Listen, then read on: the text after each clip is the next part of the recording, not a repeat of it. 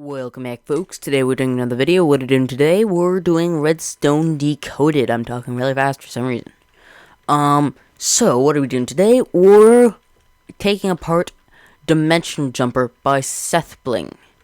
It is a schematic for MC Edit. You just input it into any world and you can play match on it.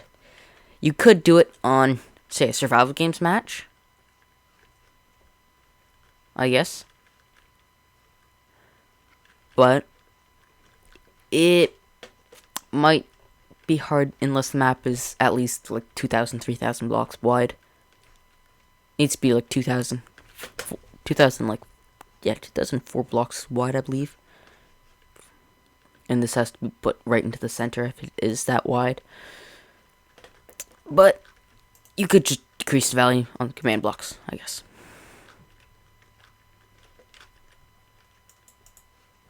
So if I break it apart and take a look at what's inside. So what this does is when you step on the left pressure plate or the right pressure plate, it sets command output to false. Okay. It removes everybody from a team. And if you go over here to check, because I just destroyed that, it sets the team, like it adds the team 2, and over here, as you saw one on the chat bar, it adds team 1. Add this back quickly. So what happens here? So when both pressure plates are triggered, it triggers this piston, There's nothing underneath the torch, so it doesn't do anything, and activates these things. So it says the closest person, make them join team P1. Broke it again. So amazing. Then the closest person would have to be there because it's indented into the wall, and this does the same with player 2. What is next is it teleports player 2 way out any direction, one of the 4 directions, whatever way, teleports them on their x coordinates negative 1,000, and player 1 will teleport 1,000. So they're about 2,000 blocks away. They start. If you remember from Redstone Decoded, the squiggle means that far from the current position, and 127 is just so it teleports you in the air, so you don't end up spawning in a mountain, because that would suck. The next is it gives team 2 invulnerability. Resistance 4, like resistance, potency 4 for 60 seconds. This gives player team. This is player 2. I screwed this up.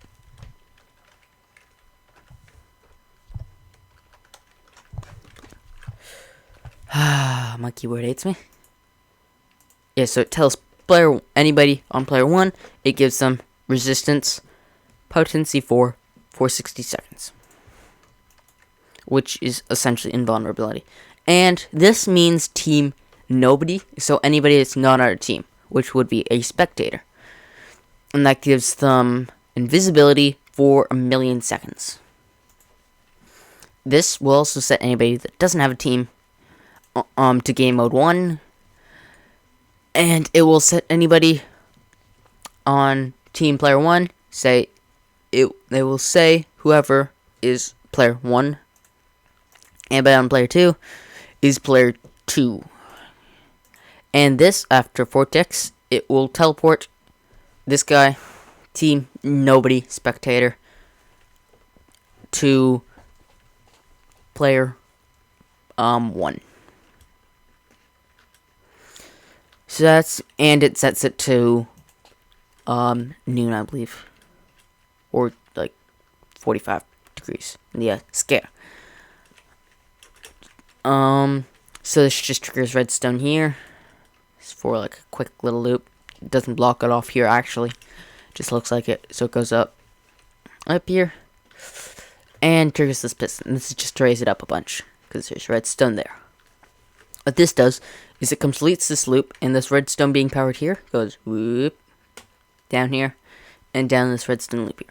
It now powers this, triggers this torch, and this. This will turn off this torch and eventually turn off this chain, and we'll do a long time. If it drops a wool, it will take longer. If it drops the hoe, like as soon as it drops the hoe in, which is a 1 in 7 chance, it will trigger this, because it needs to be far enough. And these are, the wools are 1/64th, so it takes 64 of them to, this is equivalent to 64 of these, which means this will fill up one of the 5 spots, so 1 in 5, which is about 3. I believe it will output a signal strength of 3. And it will go to here. And now trigger this and trigger the rest of the system.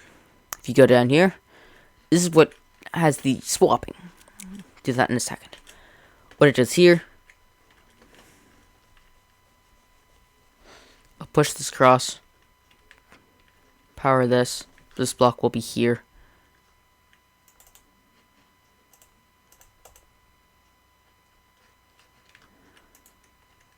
Okay, good. It wasn't long enough. Let me just fix this quickly. So it could be 1, 2, 3, 4, 5, 6, or 7 times around here to make that work. So that kind of just resets this, I guess. Turns this on. And it will allow the hopper to spit the items back into there.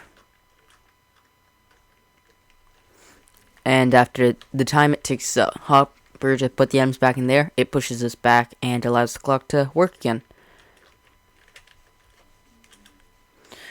So what happens down here is this is when it gets complicated. It teleports team 0, to player 2. When they're in player 2, it gives everybody a potion effect. So let me show you on wool out here. Player 1, player nobody, player 0, and player 2. So what this is doing is it's taking you and putting you here.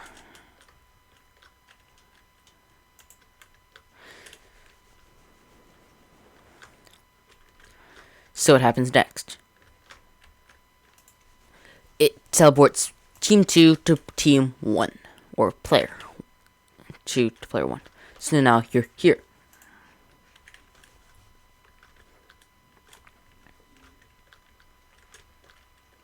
And say commencing swap. Then here it will say it's teleporting team 1 to nobody, to team 0. So let me explain why this is happening. Why they need the person here. What's going on is these two need to teleport back and forth. If there's 2 people, you couldn't do that, because you cannot save positions, like you save coordinates. So you could have this guy teleport to him, but this guy wouldn't be able to go back to where this guy was. That's why it wasn't previously possible without this system here. So this guy teleports this guy as a placeholder.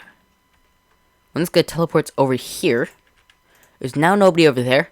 Well, there wasn't, but there's the blue guy now. The blue guy will be able to save this place, and this guy can teleport to him, kind of as a placeholder.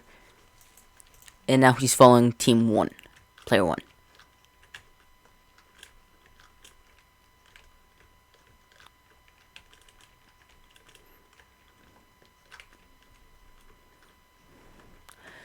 So that's pretty simple. And yeah, that's just teleports player 1. Yes.